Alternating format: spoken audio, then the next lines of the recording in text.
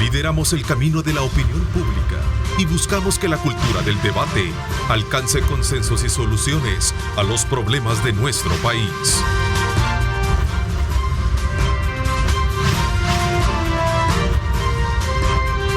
Diálogo con Ernesto López.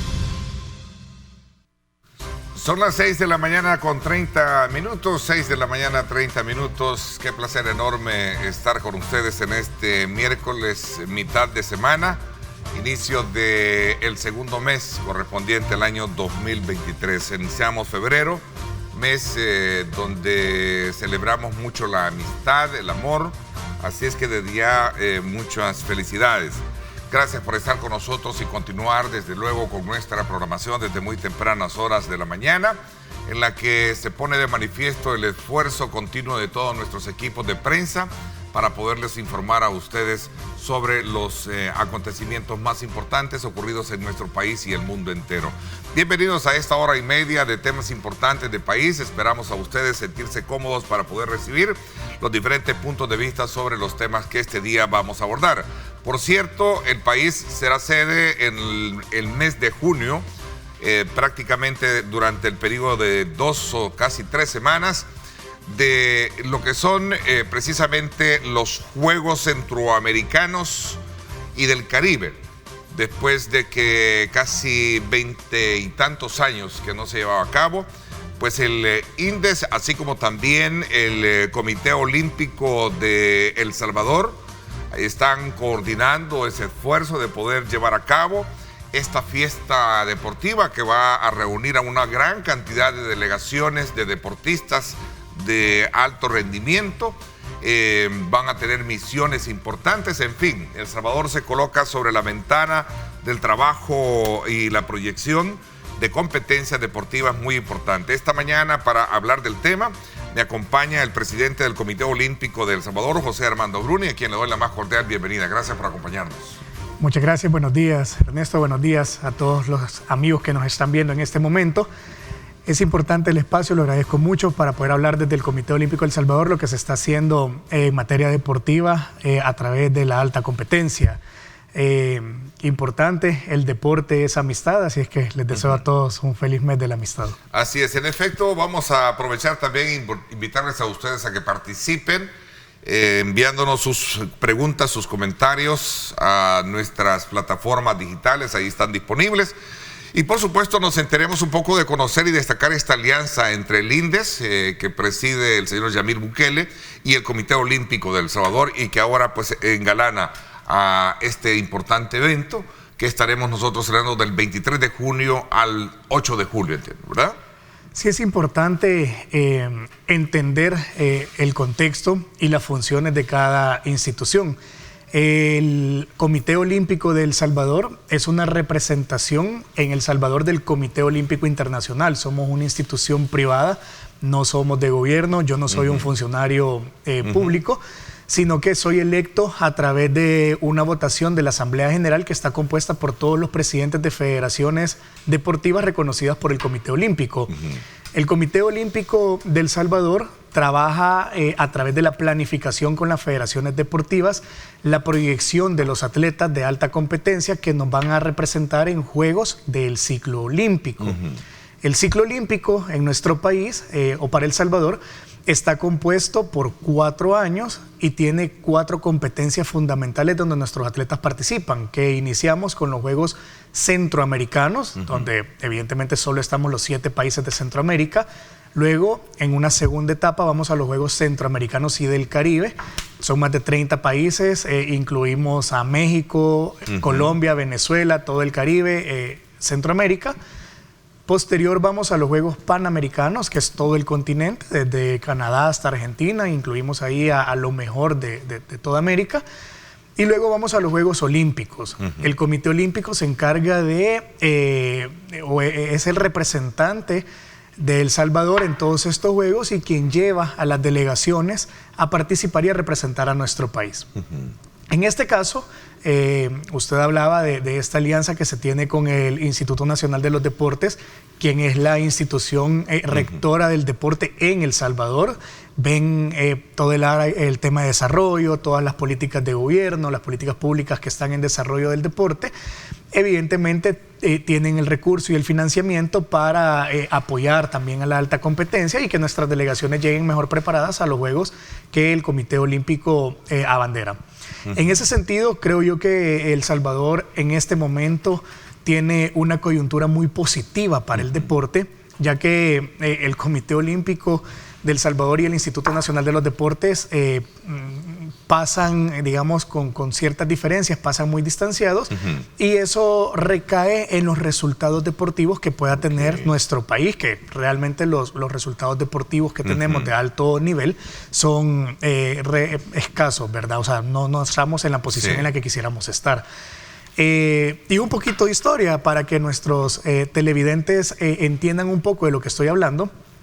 Por ejemplo, el Instituto Nacional de los Deportes nace para hacer un contrapeso al Comité Olímpico de El Salvador, que era quien había acaparado todo el control deportivo en nuestro país. Entonces, desde la naturaleza de cuando ya coexisten ambas instituciones, pues se ha traído ese concepto que desde el Comité Olímpico de El Salvador, bajo mi dirección, creemos que es un concepto errado, que es de que el gobierno tenga que estar peleado con el comité. El Comité Olímpico y los comités olímpicos nacionales en todo el mundo tenemos que ser autónomos e independientes en la toma de decisiones y en la gobernanza. No puede haber una injerencia política, religiosa, social, económica, lo que sea. Pero sí tenemos la obligación por la Carta Olímpica, que es el documento internacional que nos rige, tenemos la obligación de trabajar de la mano con los gobiernos, con la empresa privada, con la prensa deportiva y con cualquier actor que quiera ingresar a este ecosistema deportivo. Interesante, porque desde luego casi me quita la pregunta de mi guión, ¿verdad? Sobre todo para preguntarle que si se ha logrado de alguna manera ya limar todas esas asperezas que en su momento se conocieron, que habían con la anterior presidencia, ¿verdad? Y el INDES, y ahora precisamente tener a un nuevo escenario en la cual hay, como usted muy bien dice, un respeto mutuo, ¿verdad? A las dependencias, a las responsabilidades que cada uno tiene como dependencia, y sobre todo, pues ahora en el marco de este evento importante, que lo traigo así de manera muy categórica, lo que nosotros escuchamos decir dentro de lo que es el rubro deportivo: el deporte nació para unir, ¿verdad? Y no para dividir. Exacto. Yo creo que la coyuntura actual se ha prestado para eso. Creo que con toda la certeza, las cabezas de las dos instituciones entendemos de deporte, somos hombres de deporte. El deporte, usted lo ha dicho, y los principios olímpicos así lo establecen. El deporte es para unir, es para crear amistad. Además, esa es la naturaleza de los Juegos. Es la internacionalidad que pueda existir dentro de los Juegos para que construyamos canales de amistad a través de todos los países. Y fíjese que voy a dar un ejemplo bastante radical, pero para que todos entendamos, y si se puede hacer a nivel internacional, evidentemente lo podemos traer y desarrollar en países como el nuestro, que somos pues un poco más pequeños. En los Juegos Olímpicos de Invierno pasó algo histórico, y que por cierto pasó un poco desapercibido. Solo los que estamos en el mundo del deporte se aplaudió este gesto. El Comité Olímpico Internacional logró que en los Juegos Olímpicos de Invierno Corea del Norte y Corea del Sur desfilaran y participaran como un mismo país. ¿Bajo qué bandera? Ellos hicieron una bandera blanca con la península de Corea completa sin la frontera, una sola Corea, en tono celeste. Un gran mensaje al mundo, ¿no? Un gran mensaje al de mundo. unión. Claro, las dos Coreas. De dejar a un lado las diferencias, porque el deporte los unía en ese momento, si yo recuerdo, ¿no? Y eso es lo que logra el deporte. Okay. Entonces, cuando yo inicio la campaña para llegar al Comité Olímpico de El Salvador, realmente dentro de la propuesta del plan de trabajo se presenta tener puentes permanentes de comunicación con el INDES, que representa al gobierno. Estuvieron juntos, por cierto, en el programa de nuestra radio, Radio Fuego, en el programa La Tribu con Pencho. Estuvieron juntos, por cierto, dando también pormenores de este evento, ¿no? Exacto, que ahí... Y eso fue un gran mensaje, por eso decía yo, bueno, qué bueno que ahora se tenga una mejor visión de cómo poder proyectar el deporte de alta competencia, de alto rendimiento, porque como usted bien lo decía, no estamos donde deberíamos de estar. Y ese debería de ser el objetivo de ambos, ¿no? En el programa nos hacían esa mención, que qué bonito es ver que el presidente del INDES y el presidente del Comité Olímpico puedan estar juntos en entrevistas, puedan tener objetivos en común. Creo que ambos hemos manifestado que los deportes... el proyecto deportivo tiene que ser un proyecto de país. El Comité Olímpico no es político. Nosotros... Y ahí está precisamente el ejemplo que usted ponía, de la imagen que le dio vuelta al mundo, precisamente al ver cómo estas dos potencias, estas dos naciones que tienen marcadas diferencias en el deporte quedaron unidos, ¿no? Yo creo que eso es lo que hizo valer esa imagen, esa fotografía que le dio vuelta al mundo, ¿no? Exacto, y como el principal representante en El Salvador del Movimiento Olímpico Internacional, estoy obligado realmente a tender esos puentes y canales de comunicación. Lo estamos haciendo con el gobierno, que creo que es lo más marcado, porque por la distancia que existió todos esos tiempos entre el Comité Olímpico y el gobierno, pues es un tema que llama la atención, que además manda un mensaje muy positivo a las federaciones deportivas y a nuestros atletas, que están bastante cómodos con ese tema. Pero también estamos abriendo al Comité Olímpico, a la empresa privada, estamos abriéndolo a la prensa deportiva. Ustedes pueden notar en mí una presidencia más activa, más abierta, donde damos datos certeros, donde hablamos con mucha soltura y transparencia de los temas del Comité Olímpico.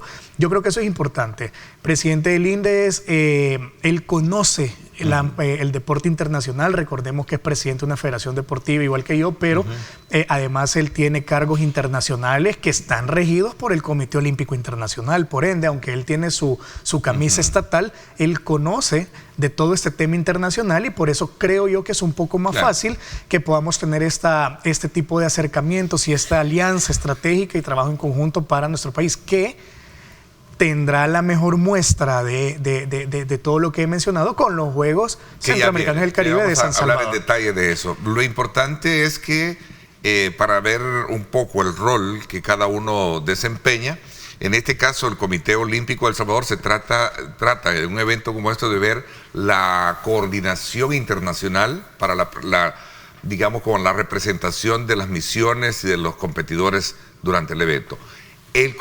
La organización interna ya es parte también que le corresponde en este caso al Instituto Nacional de los Deportes, ¿no? Sí. Así me imagino que están definidos estas. Sí.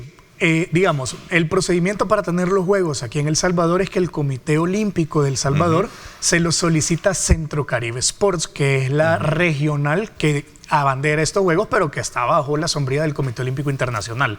Al Comité Olímpico de El Salvador se le asignan estos Juegos, y el Comité Olímpico de El Salvador pues los traslada al comité organizador.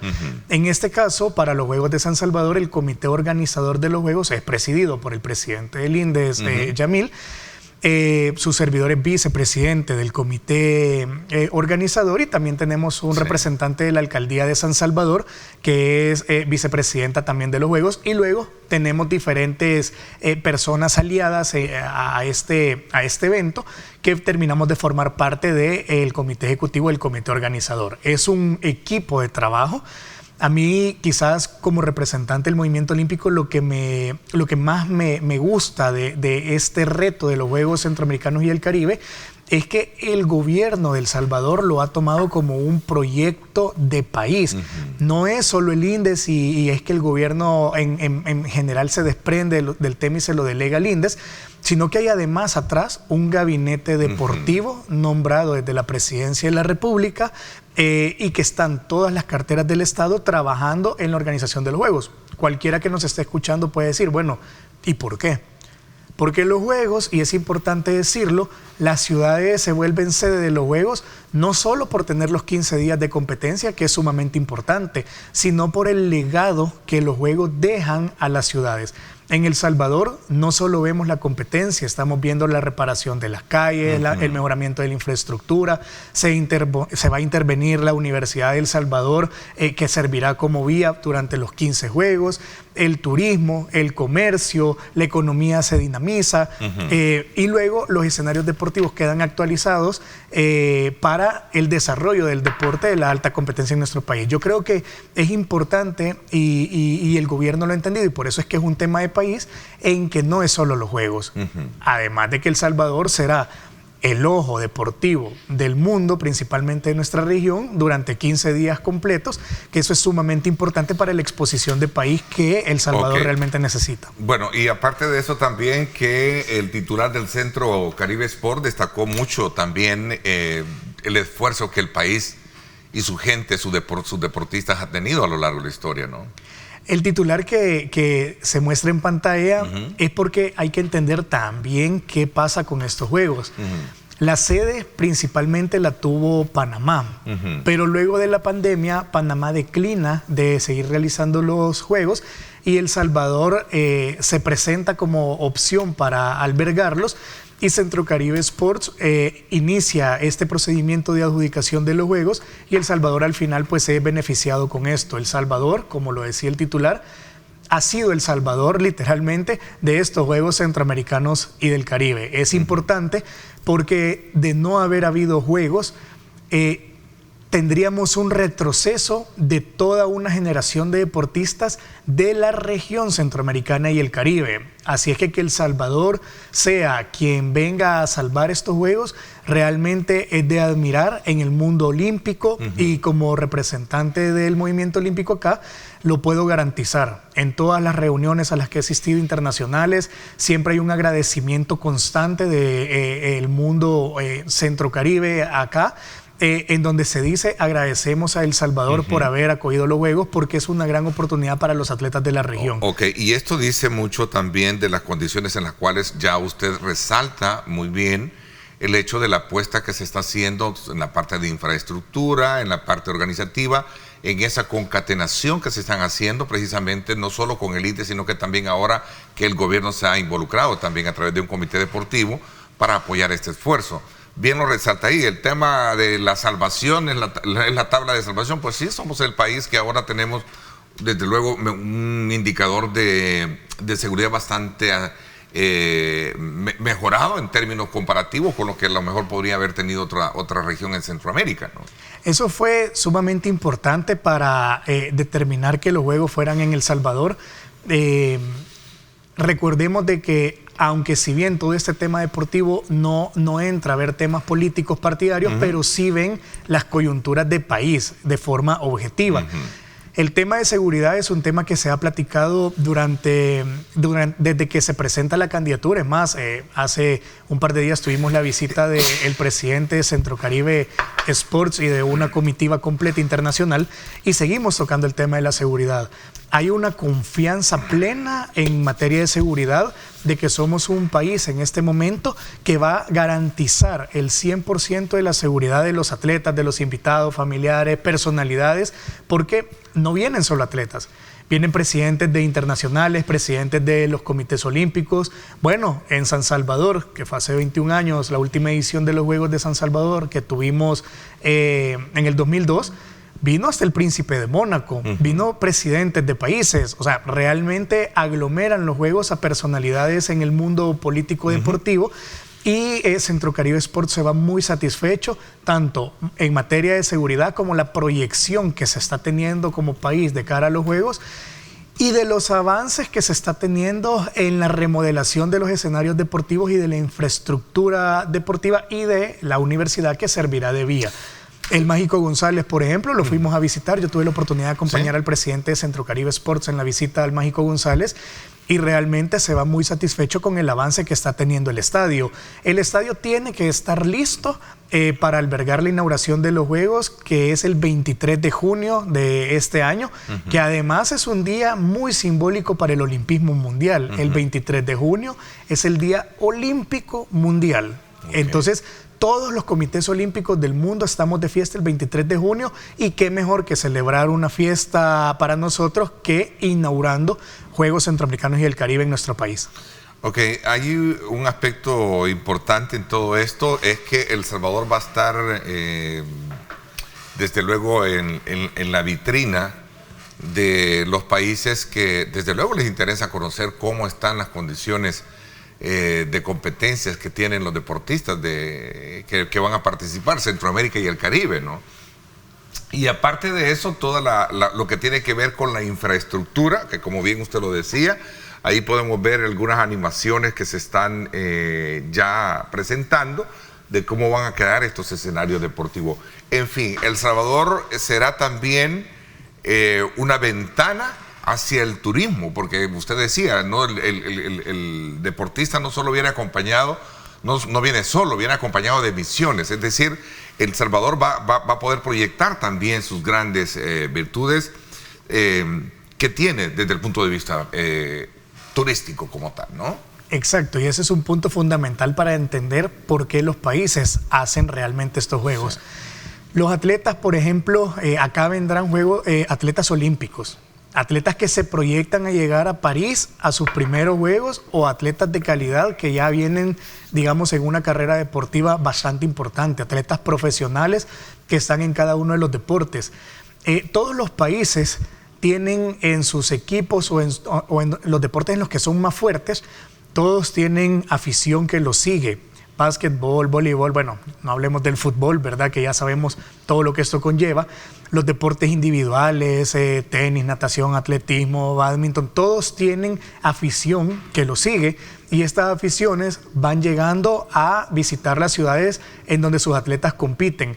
Vienen las familias, vienen las comitivas completas, las jefaturas de misión, etcétera. Entonces es sumamente importante porque yo le decía, son 5.000 atletas, un poquito más de 5.000 atletas los que espera El Salvador recibir. Pero al final, gente extranjera que va a ingresar al país en un periodo de 15 días para la realización de los Juegos, andaremos por 14 o 15.000 personas. Entonces, realmente es importantísimo que El Salvador se abre al mundo, se abre como un destino turístico en ese momento, y vamos a tener toda la gama deportiva como para poder tener demasiada diversidad y demasiado que ofrecerle a esta gente que viene. Así es que para nosotros como Comité Olímpico, importantísimo la realización de estos Juegos, estamos convencidos de que va a ser un éxito y realmente hay que invitar a toda la población a que se sume. La fiesta es para todos. Y eso es una fiesta donde todos tenemos que sumarnos. Por ejemplo, actualmente hay una campaña para que las personas puedan sumarse al voluntariado. Necesitamos 4.000 voluntarios. Entiendo yo que ahorita ya llegamos a la mitad del número de voluntarios, pero cualquier persona que esté interesada en participar, sumarse a esta fiesta deportiva, pues puede acercarse a las redes sociales de San Salvador 2023, que es el comité organizador, o lo pueden hacer a través del Comité Olímpico con el mayor de los gustos, porque todos debemos de sentirnos parte de esta fiesta deportiva. Todos vamos a ser embajadores de El Salvador durante estos 15 días y tenemos que posicionar a nuestro país con toda la belleza, la diversidad que se tiene. Debemos de posicionarlos y ser un ejemplo para el mundo. Bueno, nos valió también ser sede la participación del deporte racing, el menosprecio del roto, ¿no? de los otros, ¿no? Del fútbol como tal, ¿eh? Sí, bueno. Vamos a tener participación en el fútbol. Vamos a tener participación en el fútbol, eso ya fue confirmado. Miren, el Comité Olímpico, al ser, digamos, quien encabeza internacionalmente este tema de los Juegos, nosotros no concibíamos realmente que hubiese algún deporte que vamos a desarrollar en El Salvador, vamos a invertir y que no participáramos siendo sede. Fútbol no había sido el único deporte que estaba en ese tema, habían otros deportes, pero todo se ha resuelto. Las internacionales lo entienden. Es que es como que me dijeran, por ejemplo, que Qatar, siendo sede del Mundial, hubiera tenido que ir a pedirle a FIFA que lo dejaran participar en su Mundial. No tiene ningún sentido. Los países no invierten para no participar. Nadie paga la fiesta para que vengan otros, nadie presta su casa para la fiesta y yo me voy a otro lado para que la gente disfrute. No es así. Entonces yo creo que eso lo entendió fútbol, bien o mal, se genera cierta especulación. El Comité Olímpico se mantiene al margen de todos estos temas porque realmente no es nuestra posición. Centro Caribe Sports es quien debe de encargarse de esos temas, pero recibimos con mucho gusto la noticia de que el fútbol va a participar. Sí, pero pero sí tenemos que reconocer que en el país el desafío para volver mejor los rendimientos deportivos, y ya vamos a hablar de ello, no se pueden invisibilizar, sobre todo cuando vemos los medalleros o vemos las tablas. Realmente hay un gran desafío en ello, ya vamos a hablar de eso, pero yo creo que también es algo que no se puede invisibilizar a la hora de hablar realmente de cómo estamos trabajando, cómo hemos venido trabajando nosotros con las diferentes disciplinas deportivas, ¿no? Claro. Federadas. Y fíjese, claro, por supuesto, y por ejemplo en el tema del fútbol, y era con lo que pensaba cerrar ese tema, fíjense de dónde venimos. En San Salvador 2002, El Salvador en fútbol tuvo medalla de oro. Le ganamos el oro a México en un partido de infarto en el Estadio Cuscatlán, nos fuimos hasta penales y ganamos. Una hazaña histórica para nuestro fútbol. No pueden haber juegos sin fútbol, el fútbol es el deporte rey. Entonces, hacer unos juegos sin fútbol es bastante complicado. Gracias a Dios no tuvimos que llegar a esa decisión, sino que todo se resolvió de forma bastante amigable. Y al final CONCACAF pues lo ve y dice, no, El Salvador debe de estar, aunque no haya logrado ganar su cupo en la clasificación, pero al ser sede tiene que estar. Los resultados deportivos que está teniendo nuestro país, yo creo que debemos de ser muy objetivos. Si bien nosotros vamos a ser sede de estos juegos, yo creo que nadie está pensando en que los juegos los va a ganar El Salvador. ¿Cómo se ganan unos juegos? Se ganan por quedar primero en la tabla general del medallero. Y las tablas, ¿cómo se determinan? No es por la cantidad de medallas obtenidas, ojo, porque hay muchas personas que dicen, no, pero es que tal país obtuvo una gran cantidad de medallas, entonces ganó los juegos. No es así. Para los eventos del ciclo olímpico, el medallero se define con las medallas de oro. Claro, que si obtuvimos plata, obtuvimos bronce, suma en el resultado, en el rendimiento que pueda tener un país, pero si no tenemos la mayor cantidad de medallas de oro, no ganamos unos juegos. Entonces, y si hubiese un empate entre países en alguna posición de la tabla respecto al oro, entonces ahí entra la plata y luego entrará el bronce, y eso creo que es importante tenerlo claro. Las potencias que digamos normalmente en estos juegos son los que tienen la mayor cantidad de medallas de oro, evidentemente México, Cuba, Colombia, Venezuela, pero creemos que El Salvador está ahorita en una posición en donde hemos venido trabajando desde que asumí la presidencia del Comité Olímpico con mi equipo de trabajo, hemos venido trabajando la alta competencia. El Instituto Nacional de los Deportes, al ser un aliado estratégico, ha generado recursos para esto, creo que todos lo hemos visto. Entonces, nuestra proyección es estar, digamos, posiblemente en el top 12 de la tabla, es una de las proyecciones, y que tengamos una cosecha digna de medallas de oro, pero difícil, por ejemplo, repetir resultados de otras ediciones. Ahora, ¿de dónde venimos? Bueno, lo vamos a responder cuando regresemos. ¿De dónde venimos? Y bueno, ya prácticamente sabemos cómo estamos y a dónde queremos llegar con todo esto. Dice un televidente, don Ricardo Ayala, un gran amigo, dice: Ernesto, sugiérale a su invitado que se publiquen los récords oficiales vigentes, que yo creo que son estos, ¿no? ¿Sí? Esas son de cada prueba deportiva, tanto de la región como a nivel panamericano, para que se pondere mejor nuestro rendimiento dentro del deporte continental. Gracias y sí, felicidades por la organización del trabajo, dice por ahí. Gracias por la recomendación, y eso lo tenemos proyectado en toda la campaña que se está trabajando ya de los Juegos, porque hay un espacio desde el Comité Olímpico de Comunicaciones del espacio cultural de los Juegos, está incluido. Interesante, voy a hacer una pausa comercial. Buenos elementos que estamos esta mañana tratando con nuestro invitado, sobre todo para conocer de esta importante actividad de esta importante fiesta del deporte centroamericano y del Caribe, de la cual el país va a ser sede del 23 de junio al 8 de julio. En un mancomunado esfuerzo de coordinación, el Comité Olímpico de El Salvador, el INDES y también el Gabinete Deportivo, que también ha logrado involucrarse desde la perspectiva de gobierno para que todo esto sea un éxito. Así es que vamos a hacer una pausa y regresamos con más.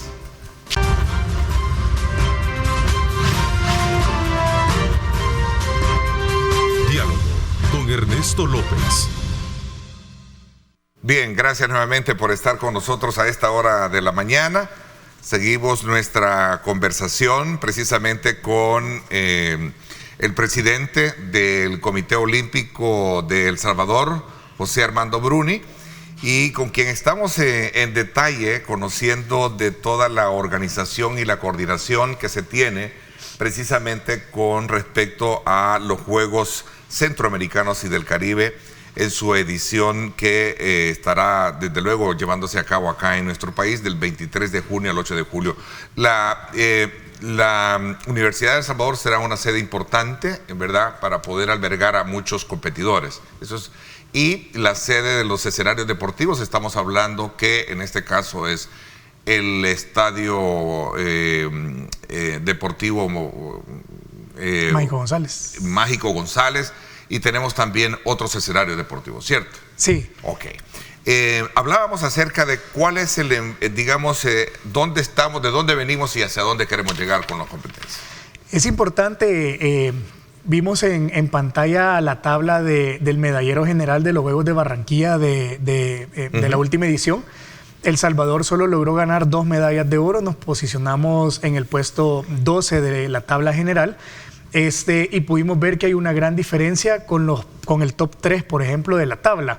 Y eso es la realidad del deporte en ese nivel competitivo que El Salvador tiene. Ahora bien, luego nos vamos al ciclo olímpico completo. Fuimos a Juegos Centroamericanos a Managua en el 2017 y quedamos en 5º lugar de la tabla general de 7 países. De ahí venimos. Ese es el estado de la alta competencia en nuestro país. Por ser sede, evidentemente nosotros esperamos dar una pelea bastante sólida con los atletas de alto rendimiento. Le estamos apostando mucho ahorita a la preparación. Hay que entender que nuestros escenarios deportivos, como usted lo mencionaba, están en remodelación. Quiere decir que en esos espacios, en este momento, nuestros atletas no pueden entrenar. Hemos buscado con las federaciones deportivas lugares alternos como para poder tener condiciones para mantener la preparación de los Juegos. Sin embargo, el Comité Olímpico, su área técnico-deportiva, está justamente para ayer, ahora, mañana, en reunión permanente con el área deportiva del INDES. ¿Por qué? Estamos convocando a todas las federaciones deportivas ya para terminar de conocer el plan de preparación. Hay un financiamiento que el INDES ha dado ya a las federaciones para preparar a sus delegaciones que van a estar adentro de los Juegos. Y además hay un presupuesto adicional que se va a complementar con el apoyo internacional que el Comité Olímpico El Salvador tiene de Solidaridad Olímpica y Panam Sports para los atletas que son becarios nuestros, que son los que tienen proyección a medallas, para que podamos realmente no dejar atrás la preparación de nuestros atletas.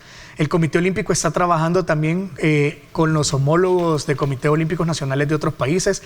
Tenemos en este momento apertura con México, con Colombia, con Chile, con Argentina, con Puerto Rico, con Dominicana. Estamos ya empezando a platicar con Cuba. ¿Por qué? Porque esto es una fiesta y los países así lo entienden. Los países saben que El Salvador está haciendo un esfuerzo enorme por poder sacar adelante los Juegos, entonces han abierto las puertas como para que podamos seleccionar disciplinas deportivas donde estos países son fuertes y podamos enviar a nuestros atletas para que se preparen de aquí a los Juegos. Este proyecto pues debe estar terminado antes del 15 de febrero, porque ya no hay tiempo, necesitamos que la gente, nuestros atletas salgan a prepararse. Así es que hay una mesa en esta semana, ahora mismo, articulada entre las dos instituciones, que esperamos que las federaciones ya tengan sus planes de preparación de los juegos y que podamos pues en los próximos días estar dando a conocer de manera puntual a dónde y cómo va a ser la preparación de nuestros atletas. ¿Qué esperamos realmente? En San Salvador 2002, El Salvador logró 18 medallas de oro. Fíjese, del 2002, en 20 años pasamos de tener 18 medallas de oro a la última edición de los Juegos tener 2 medallas de oro. Sí. Así ha sido nuestro declive deportivo. Entonces, yo creo que importante... Factores, muchos.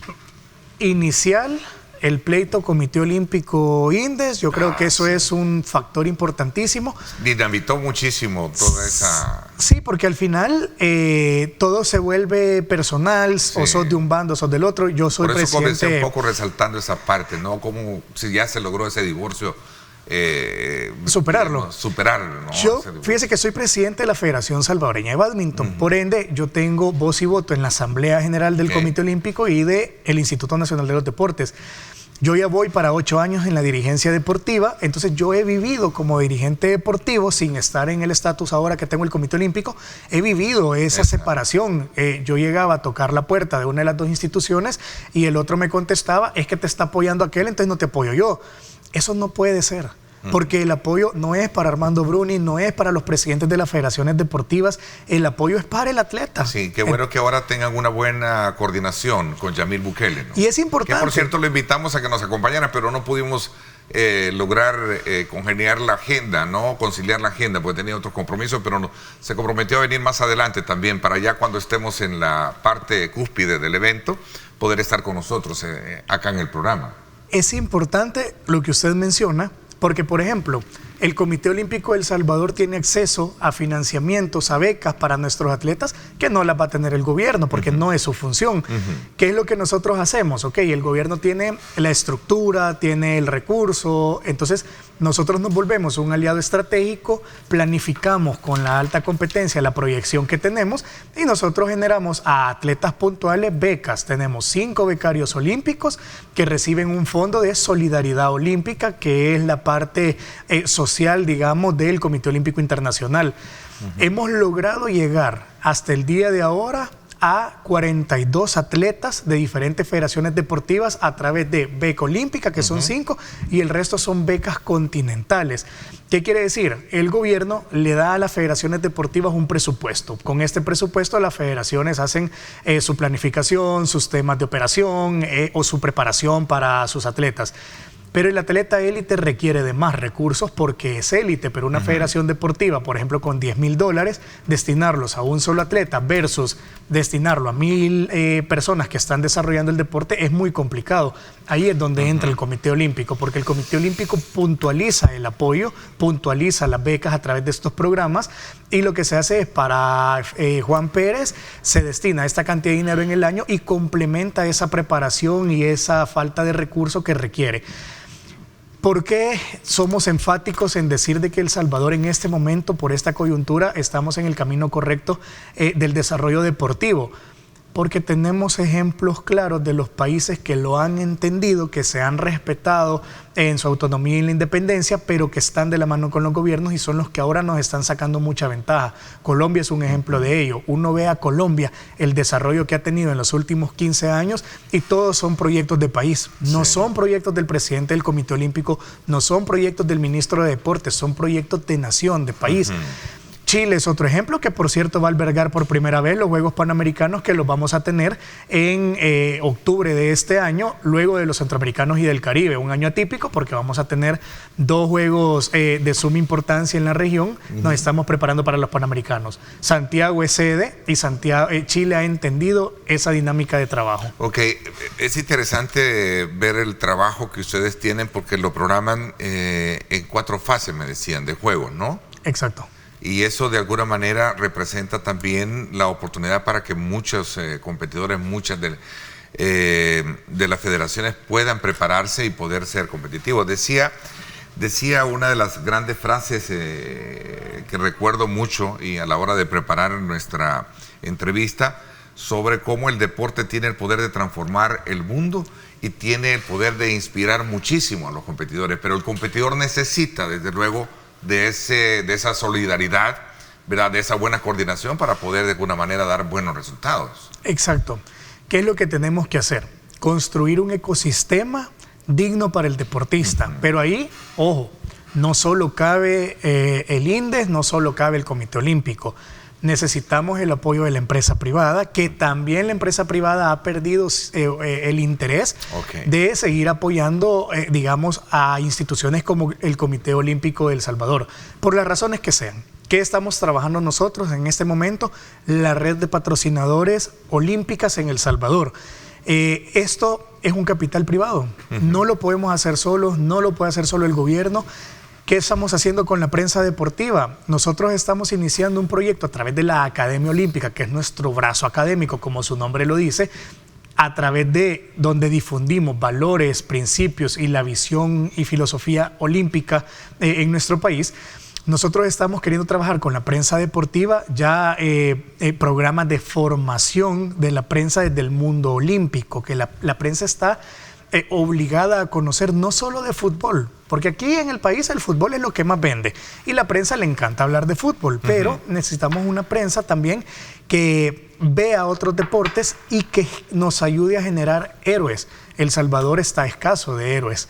Y esos héroes los puede dar el deporte. Y por eso es que una de las visiones del olimpismo es tener un mejor mundo a través del deporte. El atleta se vuelve una imagen a seguir de las nuevas generaciones, se vuelve un imán cuando ya están en una esfera lo suficientemente alta de capital privado, todo el mundo se quiere subir, todo el mundo quiere estar en la foto de la medalla, pero hay que entender que para tener esa foto de la medalla donde todo el mundo quiere estar, necesitamos tener las condiciones dadas y creo que en El Salvador eso se había perdido. Todo el mundo estaba separado, todo el mundo estaba por su lado. En este momento necesitamos articularnos todos. ¿También se ha superado esa parte? Yo creo que sí. Es decir, ¿hay motivación en el sector privado para estar ahí presente con su marca? Sí, hemos tenido desde el Comité Olímpico ya reuniones con empresas puntuales y hemos tenido buena aceptación. Tan es así que no hemos tenido todavía, y ahí es un tema de responsabilidad nuestra, por agenda, no hemos podido atender a todos con los que queremos hablar, pero hay un interés muy grande a raíz de los Juegos Centroamericanos y del Caribe y por el proyecto, el plan estratégico del que hemos estado como Comité Olímpico hablando, porque lo generamos para los próximos 10 años, hay un interés de las empresas de poderse sumar a este plan estratégico. El Salvador, como país, carece de una medalla olímpica. Nunca en los Juegos Olímpicos en la historia El Salvador ha ganado una medalla de ningún color. Nosotros estamos ya sobre la marcha con el plan estratégico de generar condiciones, porque no puedo garantizar que vamos a ganar una medalla olímpica bajo mi gestión, sería muy irresponsable hacerlo, pero sí queremos dejar las condiciones dadas para que podamos empezar a programar y a soñar con esa medalla olímpica. Y eso se le está diciendo a la empresa privada. Estamos siendo transparentes con todo el proyecto deportivo que se quiere hacer para incentivar a la empresa privada que nos pueda ayudar con el financiamiento, que al final va a llegar al atleta. No es un financiamiento para el Comité Olímpico, es para el atleta, para lograr las mejores condiciones. Vamos a tener no solo la visita de las misiones, vamos a tener invitados especiales como lo que pasó hace 21 años que tuvimos al príncipe de Mónaco, por ejemplo. Vamos a tener a alguien de la talla de esa naturaleza. Sí. ¿Podemos tener algún adelanto, una primicia esta mañana? Estamos trabajando en ese momento realmente ya en ese programa de invitados y de personalidades que van a ver. En este momento todavía no podemos confirmar a las personas porque es un tema que realmente se confirma unos 2 meses antes de los Juegos, no hay confirmaciones tan antes de los Juegos, pero sí, realmente la idea es que acá podamos coexistir desde autoridades del Comité Olímpico Internacional, autoridades de Pan Am Sports, que sí esperamos tener el presidente de Pan Am Sports, evidentemente las autoridades de Centro Caribe, autoridades de comités olímpicos nacionales. En materia política se está trabajando ya un protocolo con el protocolo presidencial para ver estas personalidades que posiblemente se van a sumar a la fiesta, miembros del Comité Olímpico Internacional, que son los más altos dirigentes a nivel mundial del deporte, internacionales, presidentes de federaciones situaciones internacionales o regionales. O sea, realmente vamos a coexistir muchas personalidades del deporte mundial y de la faceta política. Se está trabajando en eso, así es que yo creería que más o menos 1 o 2 meses antes de los Juegos se va a estar dando a conocer qué personalidades nos van a acompañar a estos Juegos. Bueno, vamos a estar al tanto, como lo decía, de poder conocer ya casi cerca de todo el evento los pormenores también de cómo está la organización. Se dice que en gran parte, mejor dicho, del éxito en el deporte se debe tanto al estado de la salud mental de los deportistas como también a sus condiciones físicas, y eso creo que es necesario trabajarlo en ellos, ¿verdad? Motivarlos, y por esa razón hemos querido también compartir esta mañana con nuestros televidentes de la magnitud y de la importancia que tiene este evento para todos nuestros competidores. Así es que muchísimas gracias por habernos acompañado. Yo le agradezco, eso es importantísimo. El deporte es integral. El deporte no es solo llegar y hacer ejercicio y entrenar. El deporte vuelve mejores ciudadanos porque hay responsabilidad, hay horario, disciplina, salud mental, salud física. Realmente yo creo que invertir en deporte es una apuesta demasiado estratégica de cualquier gobierno, y se ven los resultados no mañana, sino a largo plazo. Yo hago la invitación a que toda nuestra población se sume a los Juegos Centroamericanos y del Caribe. Es una fiesta, vivámosla porque es nuestra. A nuestros atletas, dirigentes deportivos, hacerles el llamado a que nos sumemos a esto, que busquemos la excelencia deportiva, que solo va a poder ser obtenida a través del esfuerzo y el resultado en el podium. Y realmente muy contento, muy satisfecho de lo que se está haciendo en este momento, y estoy seguro, porque no estamos improvisando nada, hay un plan estratégico. En los próximos años vamos a estar dando de qué hablar a través de resultados deportivos para nuestro país. Ok, interesante. Muchísimas gracias, presidente del Comité Olímpico de El Salvador, José Armando Bruni.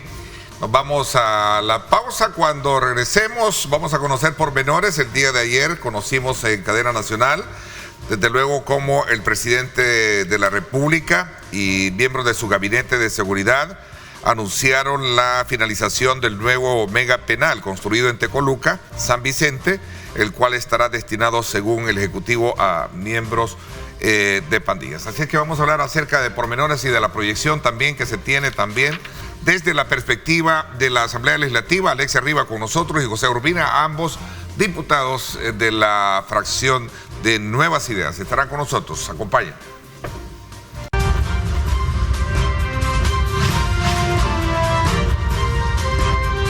Diálogo con Ernesto López. Bien, gracias nuevamente por estar con nosotros a esta hora de la mañana. Desde luego ha sido importante conocer cómo están todos los preparativos que se han establecido en el marco de este importante evento que vamos a tener durante 2 semanas, ¿verdad?, acá en nuestro país, como son los Juegos Centroamericanos y del Caribe. Bien, vamos a conocer ahora desde la perspectiva de 2 diputados de la bancada CIAN. Quiero darle la más cordial bienvenida a Alexia Rivas. Gracias por acompañarnos. Bienvenida, diputada. Muchísimas gracias, Ernesto. Buenos días a cada uno de los salvadoreños que están en sintonía de este programa, y por supuesto también a mi colega José Urbina. Va a ser un gusto poder hablar acerca de temas tan importantes, sobre todo para la seguridad de los salvadoreños. Así es, en efecto. José Urbina, también bienvenido. Gracias por acompañarnos. Buenos días, Ernesto. Qué gusto saludar a la audiencia iniciando mes. Igualmente es un gusto compartir con Alexia este programa y poder analizar los temas que en este momento tienen pues muy atenta a la población salvadoreña, sobre todo el anuncio que hizo el presidente ayer. Así es, en efecto, mucha expectativa había alrededor, y sobre todo también se logró conocer pormenores de cómo está ya esta fase de construcción de este mega penal como tal, ¿no? Bueno, el presidente ayer hacía un anuncio que de hecho fue acompañado desde un primer momento desde la Asamblea Legislativa. Fue en abril del año pasado cuando nosotros también aprobamos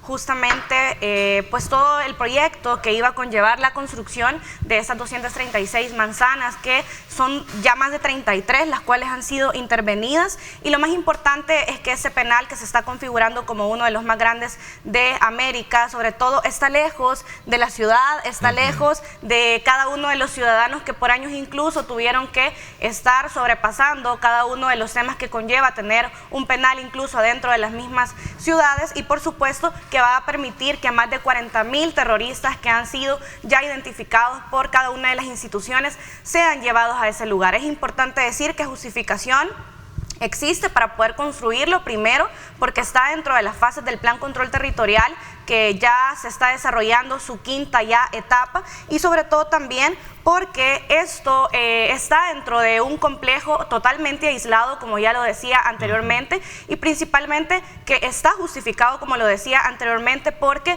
creo que siempre han existido las críticas de que en El Salvador hay hacinamiento dentro de los penales, que incluso se sobrepasa en 3 la capacidad que ya existe, y que antes incluso del régimen de excepción ya habían más de 30.000 personas que estaban dentro de los penales, e incluso escuchábamos como personas, incluso dentro de Cristosal, que ahora son los que se oponen incluso al régimen de excepción, mencionaban en ese momento que el Estado salvadoreño debía de hacer alguna etapa para evitar ese tema que ya creo estaba viniendo y era muy sonado en nuestro país, y ahora pues ya vamos a tener ese lugar que va a albergar a esos terroristas que también le van a retribuir al país y a la sociedad, porque es importante, creo, reconocer lo que ayer mencionaba también el presidente Nayib Bukele, de estos 64 talleres que van a estar dentro de ese lugar y que van a permitir también que esos terroristas abonen de alguna manera o resarzan cada uno el daño que hicieron en la sociedad salvadoreña. Ok, José, son según las especificaciones que el día de ayer en el contexto de la presentación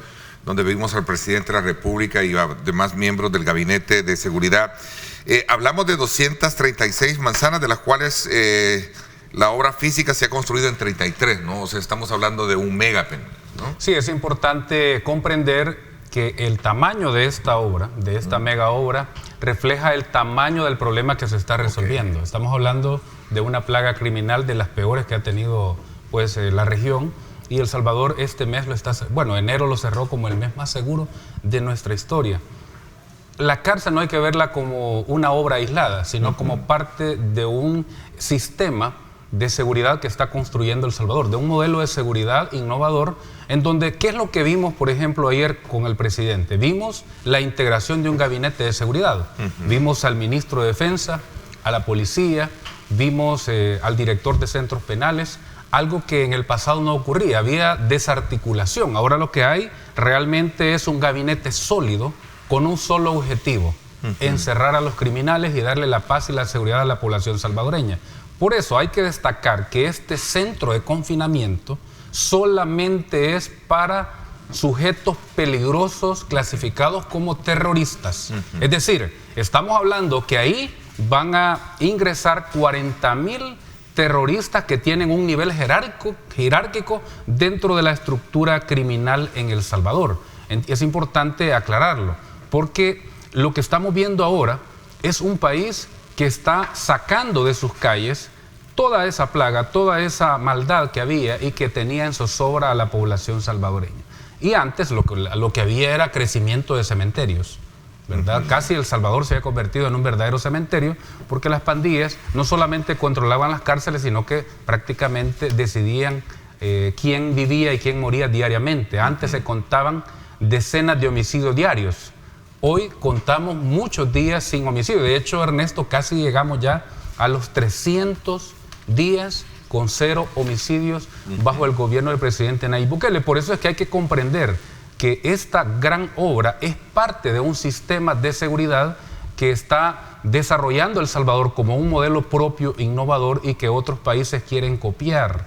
Porque en este momento, si hacemos una reflexión de lo que está pasando en la región, Costa Rica, que se consideraba el país más seguro de la región, ha cerrado enero como el mes más inseguro de su historia. 70 homicidios, Ernesto. Sí, iba precisamente Guatemala a ver eso, aumentó un 6% los homicidios, y El Salvador cerró enero con 21 días sin homicidios. Es decir, ya El Salvador en este momento, con los datos actuales, y si se sostiene en el tiempo, ya somos el país más seguro de América. A ver, un punto elemental en todo esto es que hemos logrado tener una reducción en el número de homicidios. De hecho, se contabilizan con cifras y estadísticas comparativas que demuestran que el país entró en otra dimensión, Alex. Bueno, como ya lo decía Urbina, específicamente llevamos 292 días sin homicidios en todo lo que va de la gestión del presidente Nayib Bukele. Son 192 días sin homicidios en todo lo que va del régimen de excepción. Eso, por supuesto, el año pasado permitió que El Salvador cerrara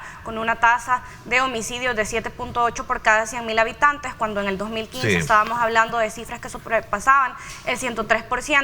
Y diciembre y enero, como estamos también viendo, justamente se configuró como uno de los meses más seguros en toda la historia de nuestro país. De hecho, ha sido enero y también diciembre quienes han cerrado con la misma cifra de días sin homicidios, y por supuesto que eso nos hace darnos cuenta que no solamente estamos hablando de un El Salvador más seguro en el sentido de que podemos andar con libertad, sino de también cada uno de las etapas económicas que eso por supuesto que también abona a nuestro país. De hecho, antes de venir a esa entrevista venía escuchando al director de la CIP Gallup que mencionaba que de hecho en El Salvador también los salvadoreños ya sobrepasaron ese sentimiento de creer que la inseguridad era uno de los temas más aquejantes de nuestro país, sino que en los últimos 30 años también los salvadoreños sentían un clima económico diferente y estaban seguros que en los subsiguientes también años El Salvador iba a mejorar. Estamos hablando que la inseguridad tenía secuestrado también psicológicamente a todos los salvadoreños de saber que tú no podías poner un negocio porque automáticamente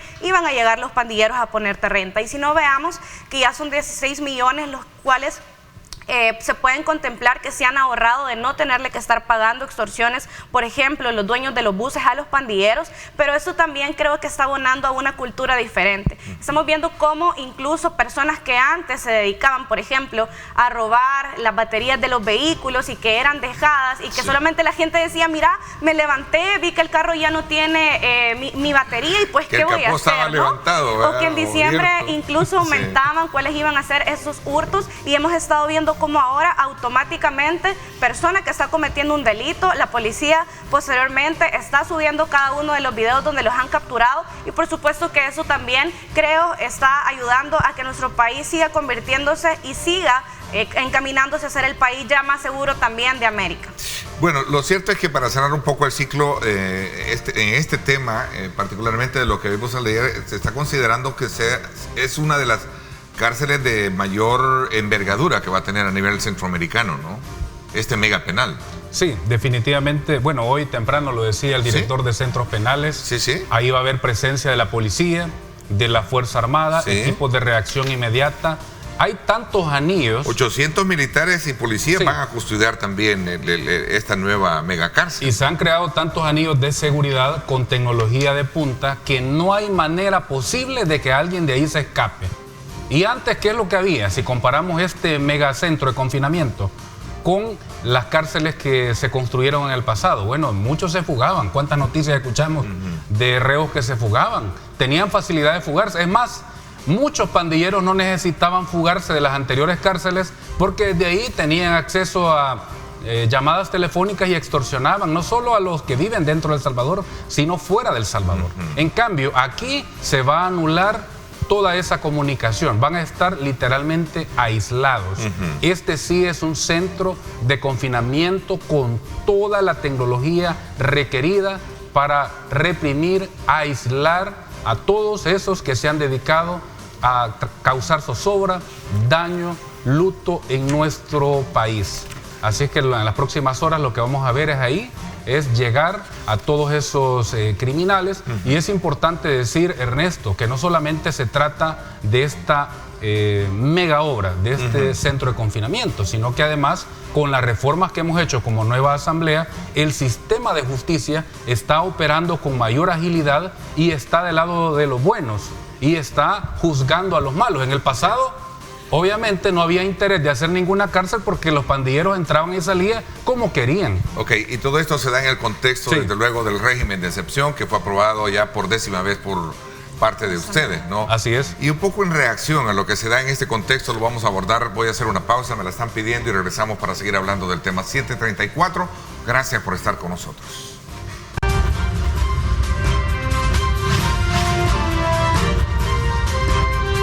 Diálogo con Ernesto López. Bueno, gracias nuevamente por estar con nosotros. Decía de que sobre la base de toda la proyección y la política de seguridad está el tema del régimen de excepción, que en su momento ha logrado conjugar una serie y articular una serie de acciones, entre ellas lo que tú mencionabas, José, que tiene que ver con el rol de un nuevo ejercicio en materia legal, pero también está en la actuación misma que ha tenido, Alexia, el tema de la autoridad frente a cómo de alguna manera tratar el tema punitivo en el país.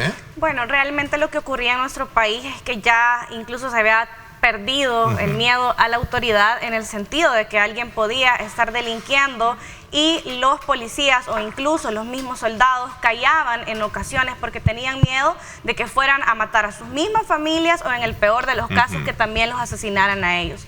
Yo estaba hablando con un policía hace algunos días y él me mencionaba el temor y el miedo que sentían cada vez que salían de las bases o incluso al dejar a sus familias pensando en que alguien podía ubicarlos y llegar a asesinarlos. Él me decía, de hecho me comentaba esta persona, en todo lo que iba de enero, estábamos hablando alrededor del 16 de enero, cuando tuve la oportunidad de conversar, hasta esa fecha, me decía él, hace 6 años ya iban más de 20 policías asesinados.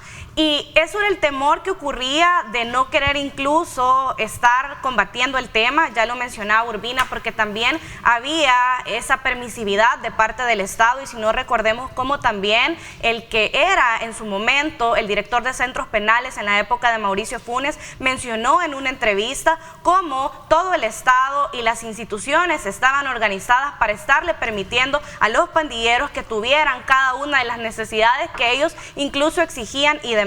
Esta persona mencionaba en ese momento de que, por ejemplo, las prostitutas se iban rolando casi que en cada uno de los penales, y decía, es que es imposible decir de que el Estado no sepa que las prostitutas, por ejemplo, entraban al penal de San Miguel o al penal de Mariona, porque eran las mismas personas quienes llegaban, y esto por supuesto que fue avalado en su momento por quienes fraguaron la tregua, quienes lo asumieron y de hecho dijeron que era la única manera de que el país pudiera combatir la delincuencia. Y nosotros hemos estado viendo que ahora, con un plan concreto como es el Plan Control Territorial, que está compuesto por 7 fases, que fue aprobado por la Asamblea Legislativa, que ya llevamos la 5ª intervención y que 9 de 10 salvadoreños dicen estar de acuerdo. Cada vez que yo llego, por ejemplo, a hablar con diferentes salvadoreños, no importa el lugar donde se encuentran, siempre el tema de seguridad sale. El fin de semana pasado yo tuve la oportunidad de estar en Los Cóbanos y hablaba con unos pescadores y ellos me decían, en ocasiones las personas no querían venir porque pensaban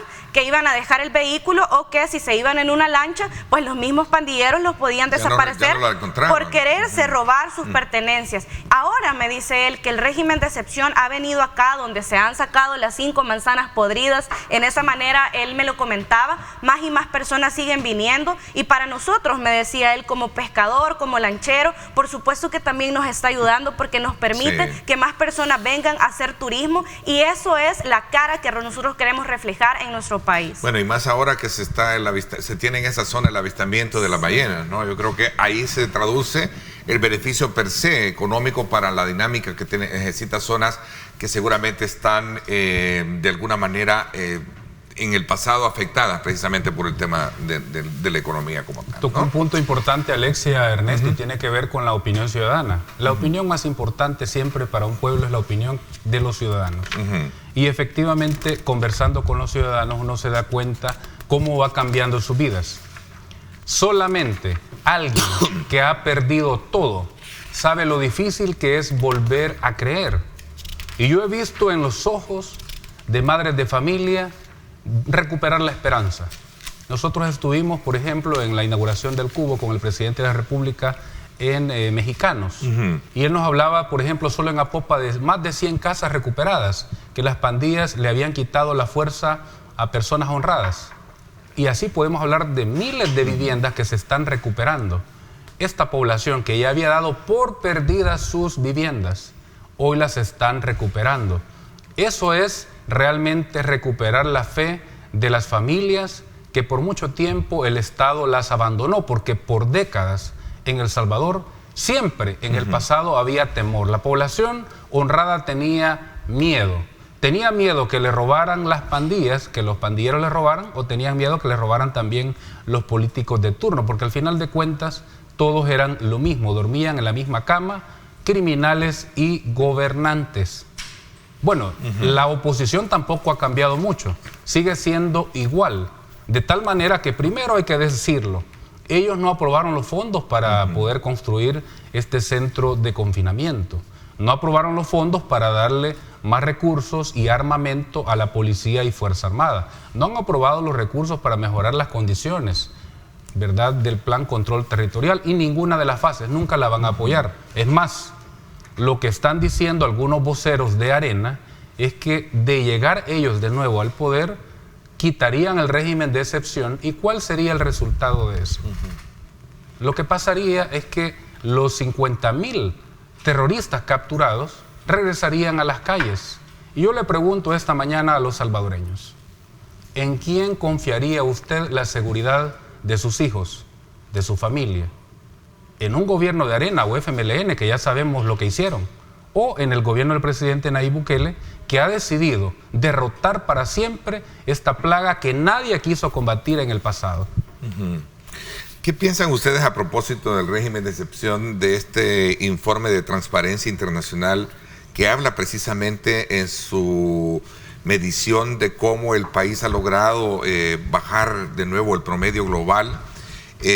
También habla acerca del régimen de excepción como una herramienta para reprimir y silenciar las voces críticas. ¿Qué piensan ustedes? Bueno, yo creo que es importante decir a quienes ellos han estado retomando para escuchar cada una de las voces disonantes que incluso desde la Asamblea Legislativa mienten descaradamente, que cada vez que se habla, por ejemplo, de transparencia, pretenden estar sembrando miedo porque ellos al final están acostumbrados a estar recibiendo dinero de la cooperación internacional para, obviamente, hacer estas consultorías que en nada abonaron a el gobierno de turno en los momentos que vimos cómo descaradamente también los anteriores presidentes robaban el dinero. Y si no, díganme a dónde están los 279 millones que fueron robados de las ONG fachadas y que lejos de pronunciarse respecto a ello, lejos de asumir incluso cada una de las responsabilidades que incluso desde la Asamblea Legislativa se tomaron, porque al final como diputada tengo que hablar de lo que ocurría en la Asamblea Legislativa y que ya presentamos también los anuncios correspondientes ante la Fiscalía General de la República,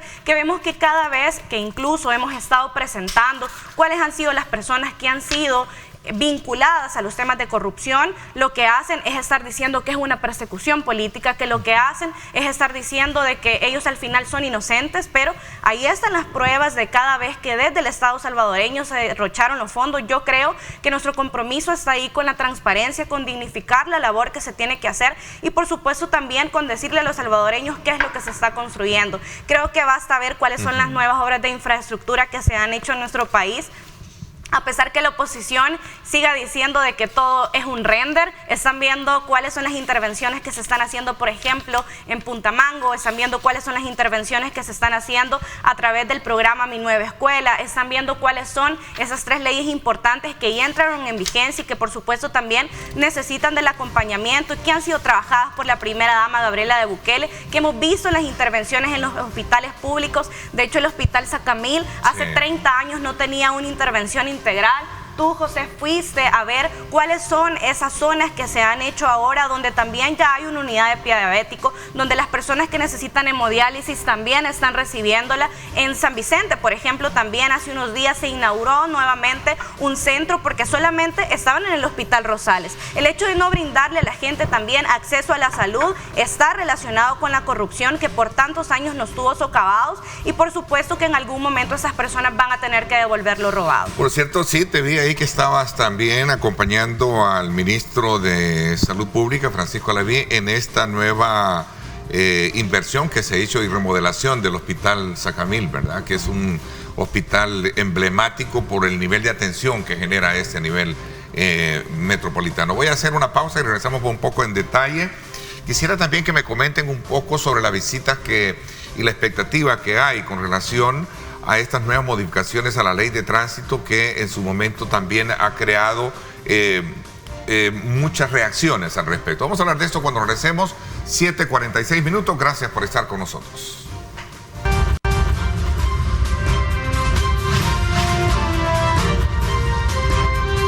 Diálogo Ernesto López.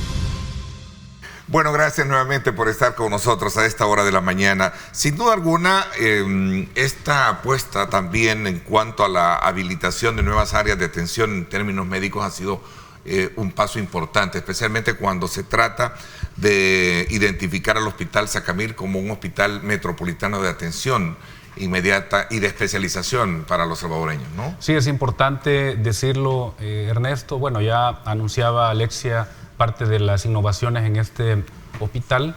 Primero, la era de la desmonopolización de la salud ha llegado. Se está desmonopolizando aquellas áreas médicas que antes eran exclusivas para el sector privado. Los pacientes, sobre todo los más pobres, tenían dificultad para acceder, por ejemplo, a un tratamiento de tecnología innovadora. Por decir algo, el centro de endoscopía que se ha creado en el Hospital Sacamil. Esta tecnología es de mínima invasión, solamente estaba disponible en el sector privado. Y hay una explicación para ello. Desde los gobiernos de Alfredo Cristiani en El Salvador, lo que prosperaron fueron hospitales privados. Eso es lo que creció en El Salvador. Pero mientras crecían los hospitales privados, el sistema público iba en decadencia. El presidente de la República, primero que enfrentó la pandemia y la logró sortear de la mejor manera, ahora hay tiempo, ahora que la pandemia va disminuyendo, hay tiempo para irle entrando con mayor fuerza a áreas que necesitan cambios. Y el Hospital Sacamil se ha transformado completamente. El Hospital Sacamil, desde su fundación, hace 3 décadas, no había tenido una intervención de esta magnitud. Nunca se le habían renovado sus quirófanos y ahora el hospital tiene el centro quirúrgico más grande de Centroamérica. No hay un hospital privado que tenga la capacidad de respuesta quirúrgica que ese hospital. ¿Cómo se ha pensado?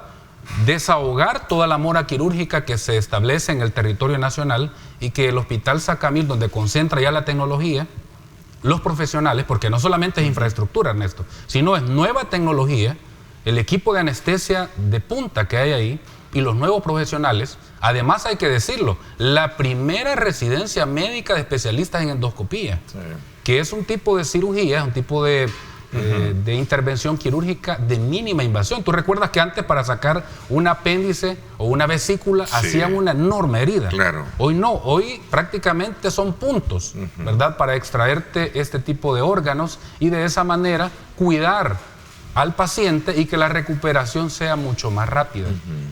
La unidad de hemodiálisis, el tratamiento de hemodiálisis en el hospital privado mensual cuesta más de $1,000. Ahora los pacientes se van a ahorrar este dinero porque en el Hospital Sacamil se ha creado un área especializada para atender a los pacientes con insuficiencia renal que requieren hemodiálisis. Ahí están las máquinas. El dinero está alcanzando. El presidente ayer tuiteaba, el dinero alcanza cuando nadie roba. Usted pregúntese, bueno, y antes, ¿por qué no se hicieron estos cambios en gobiernos pasados si tenían dinero disponible? ¿Por qué no transformaron los hospitales? ¿Por qué no compraron nueva tecnología?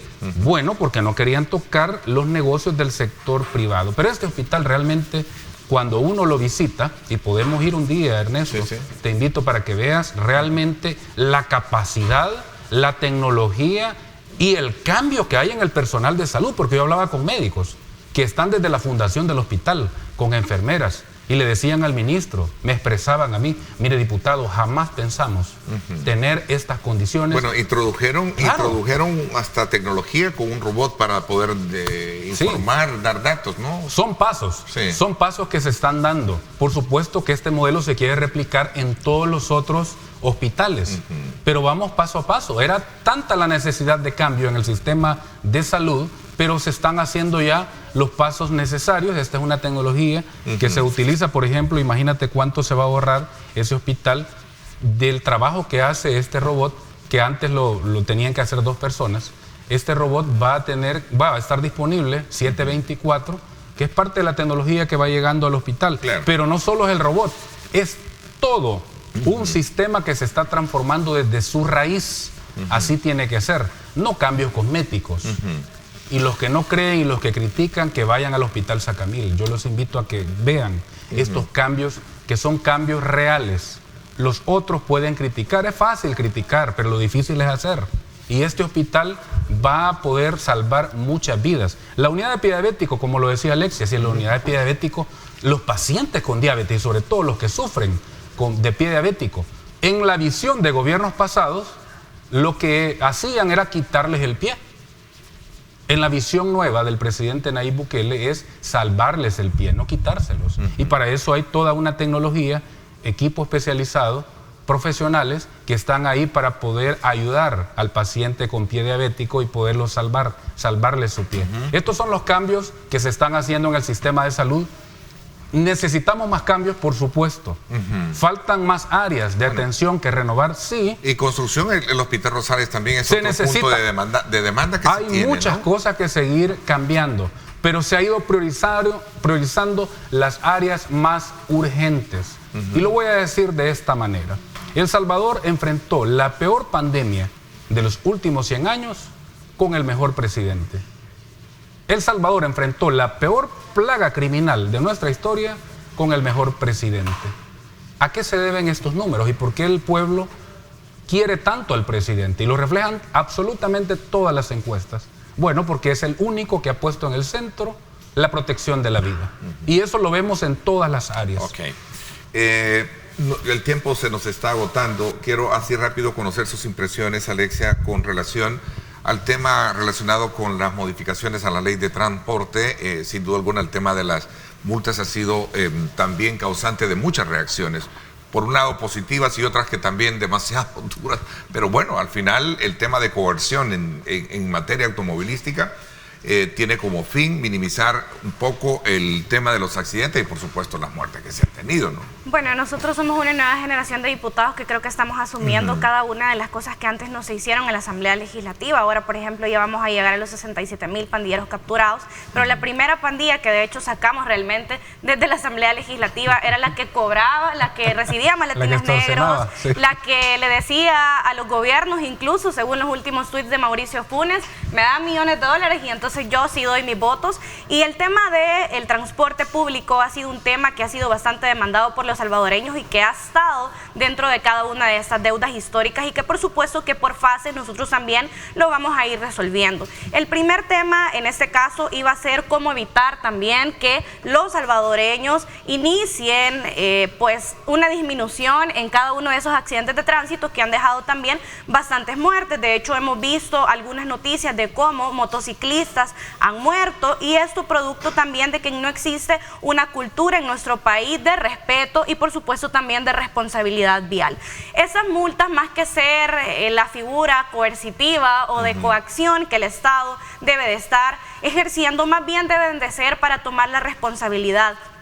Yo hablaba con unas personas y les decía, mire, no es que cada día usted se va a levantar y va a decir, ahora quizás el policía me va a multar porque el policía quiere. No, todo lo contrario. Realmente si alguien está incumpliendo estas normativas, como por ejemplo no andar una licencia de conducir, va a ser acreedora de una multa. Y se lo digo con propiedad porque yo conozco personas que han empezado manejando más de 6 o 7 años, no tenían su licencia de conducir y ahora el día literalmente que estábamos nosotros reformando esta ley, el siguiente día yo estaba viendo cómo están incluso subiendo sus historias en Instagram diciendo ya tengo la licencia, ya no me van a multar.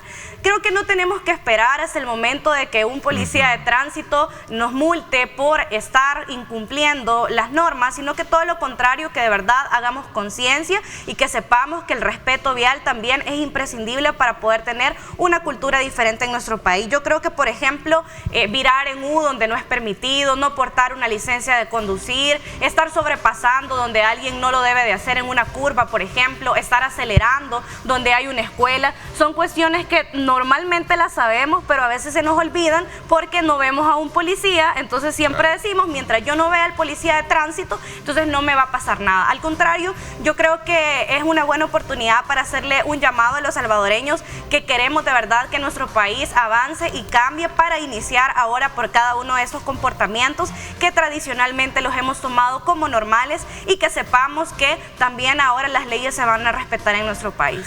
Así es, en efecto, yo creo que al final lo importante es que cada quien asuma una responsabilidad a la hora de conducir, porque sin duda alguna el tema de los accidentes automovilísticos se dan por la misma imprudencia en la que uno maneja, ¿no? No, y además el costo que está significando para el Estado, porque hay aumento de de atenciones en el las áreas costo de emergencia. vida de muchas familias, por ejemplo, muchos motociclistas, algunos que abusan y otros que también son investidos de forma muy irresponsable, ¿no? Y es un llamado, aquí haces un punto de reflexión, solo 30 segundos, Sí. Ernesto. Haces una importante reflexión. El gobierno está haciendo su parte.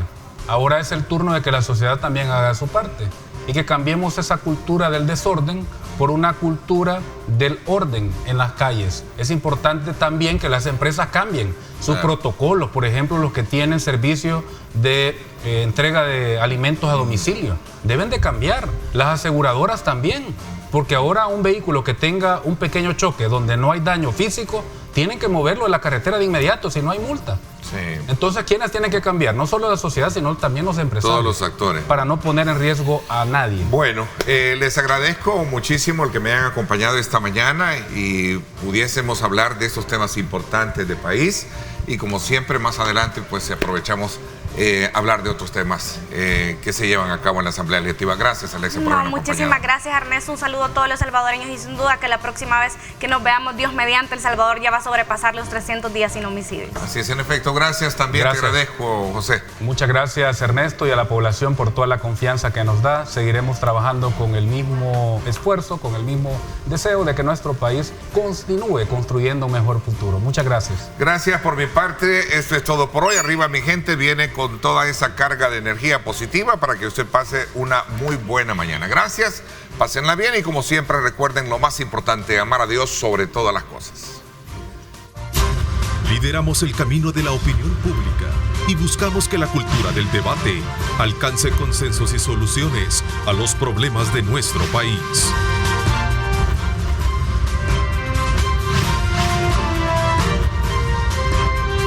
Diálogo con Ernesto López.